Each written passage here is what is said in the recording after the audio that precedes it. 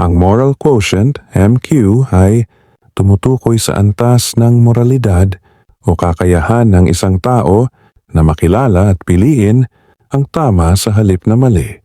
Ibig sabihin, ito ang sukatan ng kabutihang asal, konsensya, at pagpapahalaga sa tama at makatarungan. Narito ang ilang mahalagang aspeto ng moral quotient.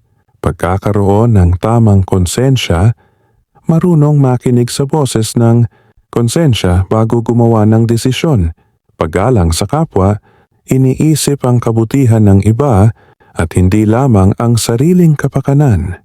Pagpili ng tama kahit mahirap, may lakas ng loob na ipaglaban ang tama kahit may tukso or pressure. Katapatan at integridad, gumagawa ng tama kahit walang nakakakita. Pagpapakatao, paggalang sa buhay, sa batas at sa moral na pamantayan ng lipunan.